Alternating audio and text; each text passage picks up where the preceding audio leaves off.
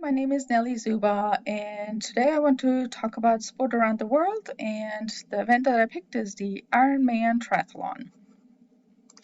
I am going to talk about the history and the origin, the governing bodies, the events, the athletes and the spectators, the media, sponsors, and the products. The history and the origin of the race is super cool. Most of you probably know what a triathlon is. A triathlon is a sport that consists of three disciplines, which is the swim, bike, and the run. The original Ironman is in Hawaii, and it started with Judy and John Collins, who were debating with their friends who between swimmers and runners are actually fitter. And they figured, well, let's organize a race that consists of swimming and running, and then we'll figure out whoever wins it is going to be the fittest. But then they saw a Sports Illustrated article that actually declared that cyclists have the highest recorded oxygen uptake in an athlete, and then they figured, oh, okay, so we should probably also include the cycling. So they did. And that's how the Ironman was created. And the distances came about the existing races that were already in Hawaii. And so now, if you can finish the 2.4 mile swim, 112 mile bike, and a 26.2 mile run, you get to brag for the rest of your life, which is now a registered trademark, and you can call yourself an Ironman or Ironwoman. I think that's super cool. The governing bodies are globally on an international level. It is the World Triathlon. It used to be the International Triathlon Union, the ITU, but in 2020 it changed to World Triathlon. In America, we have USA Triathlon, which is responsible for the collegiate sport and all the government of the Olympic athletes. Now, the Ironman brand is created by World Triathlon Corporation, which is a sports event company that produces the Ironman race, but it is not a governing body. The race has grown significantly. When John and Judy started in 1978 and they created this race with their friends, there were only 15 participants.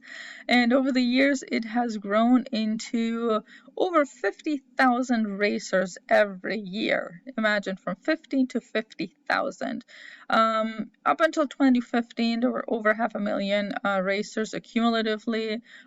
In 2004, the half distance was added. Now there's more half distance racers than the full distance, which makes sense because, it's not easy by any means, but it's, I guess, easier than the full distance. The original Hawaii race is capped at 24 athletes, and so still small in comparison to the other races. The race is growing very fast. There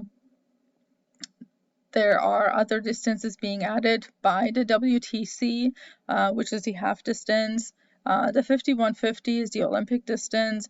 There's an executive challenge that is mostly, actually, when I say executives, that's like company executives like CEOs or CFOs and so on and so on. And then they also have some races for Iron Kids.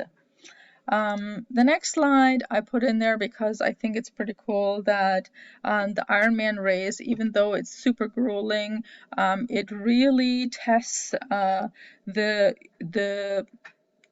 impossible. So that's why their trademark is anything is possible. Anyone who has a disability or who cannot think that they can finish the race, they can do it. So anything is possible. The picture on the upper right is the athlete in 1980 who collapsed. She was leading the race. She collapsed with less than a mile to go because of dehydration, and she crawled to the finish line in second place. And you're wondering why the people are standing around behind her. They're not allowed to touch her because if she cannot finish the race on her own power, then she would be disqualified, and you definitely don't want that to happen to her. So amazing story, look it up. It's really, really cool. So there are other distances, even though Ironman is the original distance, there are the half, 70.3, which is exactly half of that. So I also put some finish times to give you an idea of how long it actually takes for professional athletes to finish these. So the full Iron distance, professional athletes can finish that in about 8 hours. Most of them are actually under 8 hours. The half under 4 hours. The Olympic distance, as I mentioned, is this here and can be finished in under 2 hours. Sprint distance is one that is I don't want to say easy, but that can be done as if you are a runner or know how to ride a bike or know how to swim. You can definitely do a sprint distance triathlon because it's only 750 meters swim, a 21-kilometer bike, which is about 13 miles, and a 5-kilometer run, which is about a 3 mile. And this here is professional times. So obviously, for us non-professionals, there's no time limit. It's really about finishing and having fun there. The weekly training volume varies depending on what race you are or what distance you are going to race. It can vary anywhere from 3 to 30 hours, which 30 hours is almost like a full-time job. But again, you're challenging, and again, anything is possible. So the athlete inspector profile is where in 2022 Chelsea Sodaro has won, and she's the first woman athlete to win the race in about 25 years. Norway, Gustav Eden in the men's race. The top 3 countries in women's is Switzerland with 11, US with 9, and Zimbabwe with 7. For men's, it's US with 20, Germany with 10, Australia with 7. The current record is held with 7 hours and 40 minutes, the women's with 8 hours and 26, and they're both held by Australians. The athlete inspector profile, the athletic background mostly comes from cross-country running or some kind of running, even though triathlon is now very well organized at colleges or clubs around the world, so that youth athletes or young athletes getting into the sports already training as triathlon in all disciplines. And then very important to understand, being a professional athlete is fantastic, but if you look at the races available out there, only 1% of the Ironman races are actually professional athletes. The rest is non-professional amateur age group racers.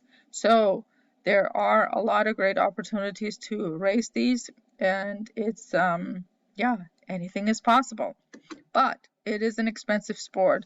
So the equipment is expensive. Of course, you don't have to have a fancy bike. You can get started with any kind of bike. But if you're looking at the professionals level, then of course these bikes can be very expensive. When I say that, they can be what some would maybe spend for a car. Gear, swimsuit, wetsuit, running gear, entry fees for the races, and plus traveling and lodging, training, coaching, nutrition. I mean, it all takes a lot of money. Again, it's not an inexpensive sport. That's why a lot of schools have programs in place now to make the sport more inclusive, and funding athletes who might not have the socioeconomic backgrounds to be easily participating in the sport. So that's really a great thing that is happening at all levels around the world. Then the media and licensed products, media coverage, plenty of media coverage available. Sponsors, no lack of sponsors available. Licensed products, all kinds of licensed products. Not cheap, but yeah, you can buy anything with Ironman on it. They have pretty cool gear available. All right, in summary, obviously I love Ironman. I've always been a huge fan, and the distance is very challenging. The original one in Hawaii, the conditions are super grueling. I mean, it's hot, it's humid, and it's windy. But it's a very fast-growing sport. Not only the Ironman, actually the shorter distances more so as the long distances.